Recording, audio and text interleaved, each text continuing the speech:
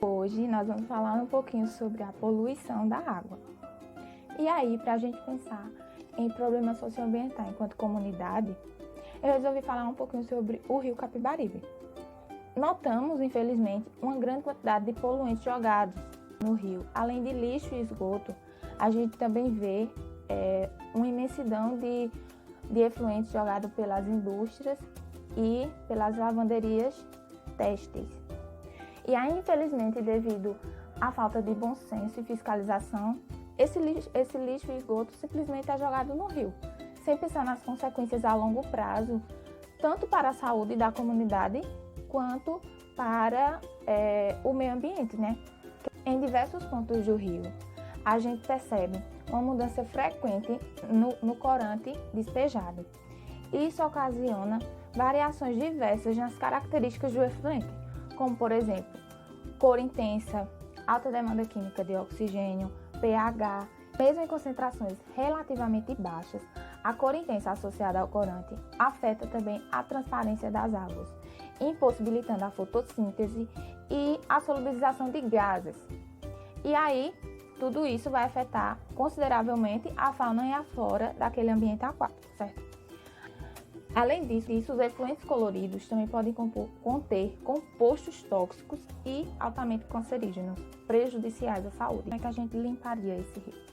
Já existem alguns procedimentos utilizados na estação de tratamento de água, como, por exemplo, o procedimento de floculação, que é um processo por meio de adição de coagulantes, como sulfato de alumínio, cloreto de ferro, juntamente de óxido de cálcio, para que assim haja uma reação química ali e esses poluentes que são jogados no rio, eles sejam transformados em flóculos maiores, capazes de ser filtrados, certo? Supondo que aqui nós temos o nosso rio, a gente vai aqui adicionar os poluentes. Digamos que aqui, é as empresas. E aí, o que é que acontece? Como a gente já falou, vai afetar a transparência das águas, certo? Impedindo a fotossíntese e diversos outros procedimentos essenciais para a saúde do rio, certo? Nós vamos aqui hoje aprender um procedimento diferente, um procedimento eletroquímico, certo?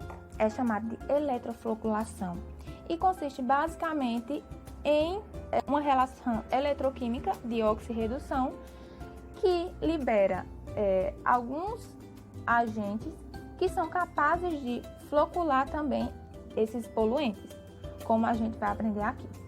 E aqui nós temos uma amostra do nosso rio que nós vamos estudar, tá?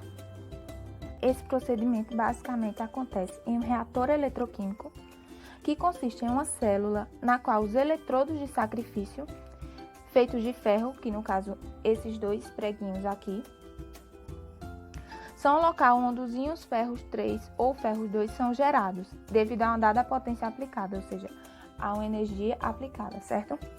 Essa fase é conhecida como fase anódica, na qual o ferro metálico é oxidado. Uma vez formados, esses cátions passam imediatamente por outras reações espontâneas para produzir os hidróxidos ou polihidróxidos correspondentes.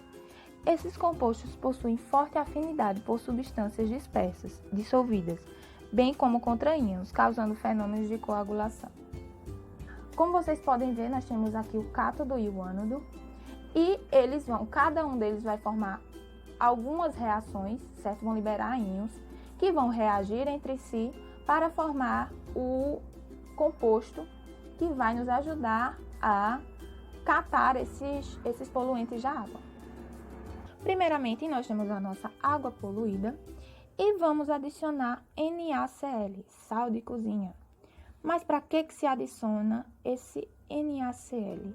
Vocês vão observar mais adiante que ele vai contribuir de modo significante tanto para o tratamento dessa água, quanto para a passagem dos elétrons, certo? E vamos colocar o cátodo e o ânodo na água e adicionar uma energia para o nosso reator funcionar. De imediatamente, a gente já começa a perceber a reação acontecendo. certo?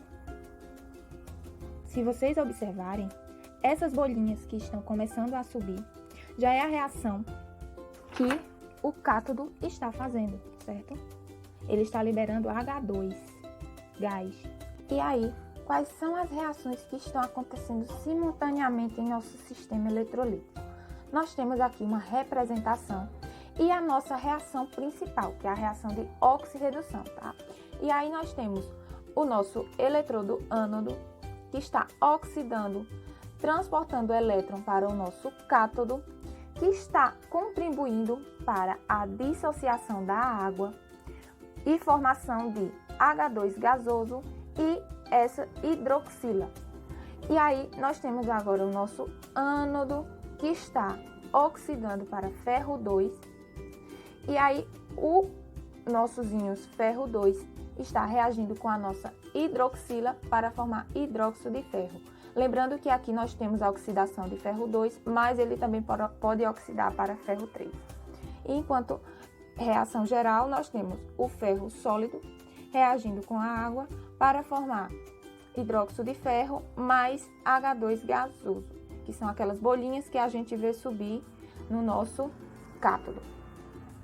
O hidróxido de ferro vai permanecer na fase aquosa como uma suspensão gelatinosa, como vocês podem observar, que pode remover os poluentes da água por complexação ou atração eletrostática, seguida da coagulação.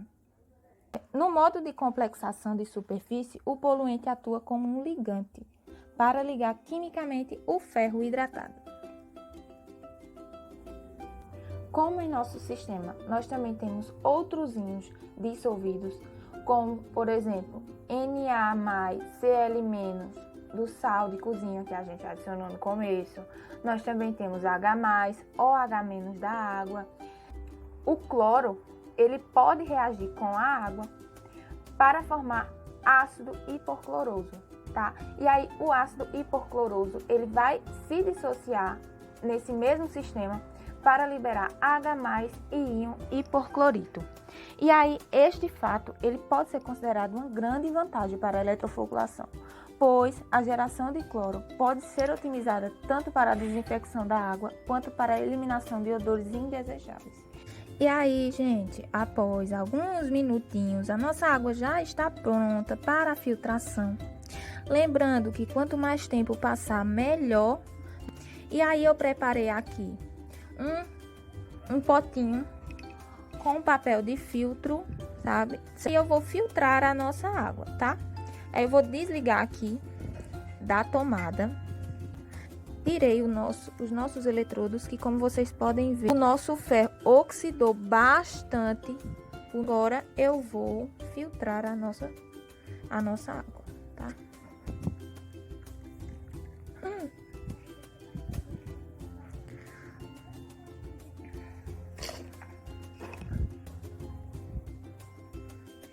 Então, gente, eu filtrei um pouquinho só para vocês observarem como a água fica limpa, tá?